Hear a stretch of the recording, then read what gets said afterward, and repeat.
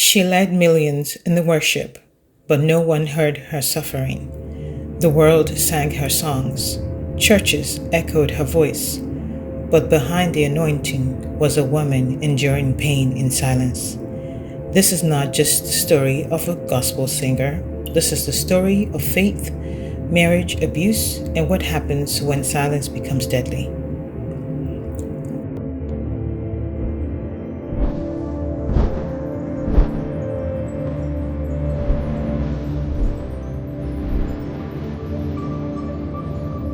Welcome to YinkusPepe Talks. This is Yinkus Digest, where we pause the noise and unpack trending stories with context, clarity, and accountability. No gossip, no hysteria, just perspective. Let's get into it. Osinachi Nwachukwu was one of the most powerful worship voices Nigeria ever produced. Her voice carried healing. Her songs carried revival. But behind the music was a marriage filled with fear and a silence that would eventually cost her life. Osinachi was born in November 1979 in Abia State, Nigeria. She was a twin. Her sister Amarachi was her closest companion. They grew up in a poor but deeply Christian home. Money was scarce, but faith was abundant. Their parents raised them in church. Their mother taught them hymns, songs that became the soundtrack of their childhood. Even as a child, Osinachi's voice stood out. Teachers called her to lead devotions. Classmates stopped playing just to listen to her sing. But she wasn't chasing fame. She only wanted to serve God. As a teenager, she joined the church choir. Her voice was deep, emotional, spiritual. She sang in Igbo.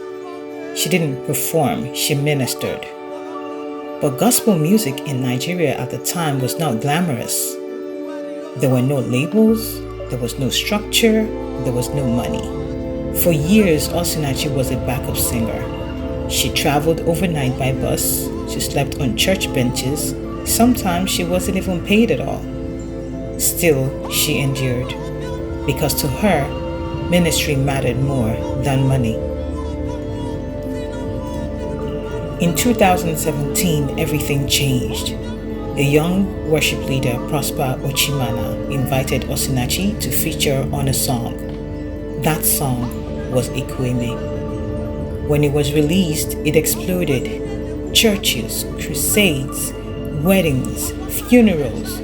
Millions streamed it online. Millions wept to the song. And it wasn't just a song, it was Osinachi's voice. Because it was raw, crying, calling on God. Almost overnight, she became a gospel star. As doors opened, money began to come. Invitations poured in. Platforms expanded. But behind the scenes, her marriage was changing. Osinachi was married to Peter Nwachukwu. On paper, he was a pastor, her husband, her manager. But privately, he became controlling. He handled all her bookings, collected all her honorariums, controlled her finances. Money paid for her ministry went into his account. She had little to nothing for herself. As her fame grew, his resentment of her grew. And this is where the story changes. Because while the world was celebrating her voice, her home was becoming a place of fear. According to family members, Osinachi suffered physical abuse. Her children later testified in court that their father beat their mother regularly, sometimes in front of them. She was insulted, she was humiliated, she was locked out of her own home. She was isolated from her family, her friends, even her twin sister. Her mother didn't see her for years. Despite the abuse, Osinachi stayed silent. Why? Because she believed divorce was a sin. Because she didn't want to bring shame to the church. Because she believed prayer would change her husband. In early 2022, Osinachi's health declined. She complained of chest pain and internal injuries. Doctors noticed signs of repeated trauma. Still, she said nothing. On April 8, 2022, Osinachi Nwachukwu died in Abuja at just 42 years old. At first, it was reported as cancer, but then the truth began to emerge. Her family spoke out. Her twin sister revealed that Osinachi did not die of cancer. Her children told police about years of abuse. Peter Nwachukwu was arrested and charged with multiple counts, including culpable homicide. Churches were forced to confront the hard questions.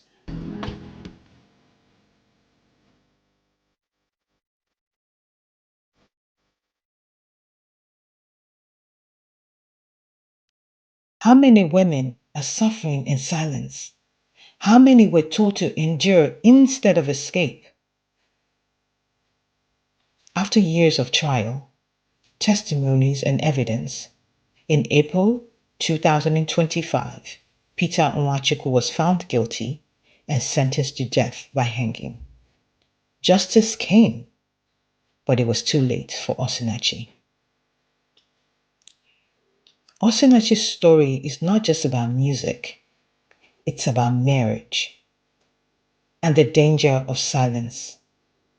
If someone raises a hand against you, run. No doctrine is worth your life. No marriage is worth your death. It is better to be single and alive than married and buried.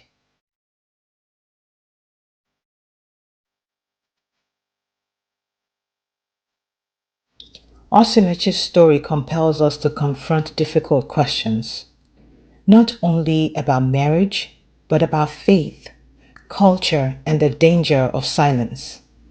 How did a woman whose voice carried healing to millions suffer alone? How did doctrine shift from protection to imprisonment? How many voices are still lifted in worship while bleeding in private? Faith must never demand death as evidence of commitment. Endurance must never be confused with safety.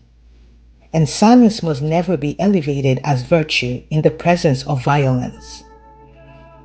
Osinachi did not die because she lacked faith. She did not die because she was weak or disobedient. She died because she was taught that silence was righteousness, and that belief must end. At Yinkus Digest, the commentary arm of YinkusPepe Talks, we tell stories like this not to provoke outrage, but to restore clarity. Because marriage is sacred, but life is more sacred.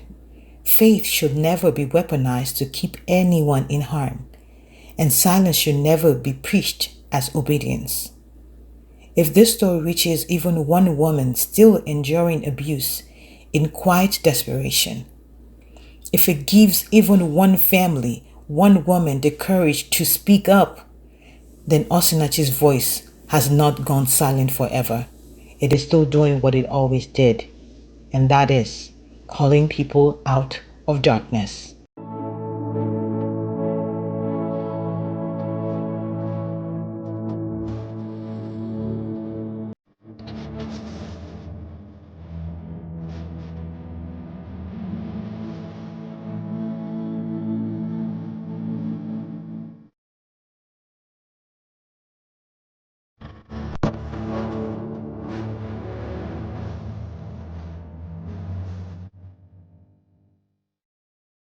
If this analysis added clarity for you, like the video so it reaches more people. Share your perspective in the comments and subscribe to YinkusPepe Talks for more commentary and cultural analysis. These discussions aren't always comfortable, but they are necessary to be had. This has been Yinkus Digest on YinkusPepe Talks.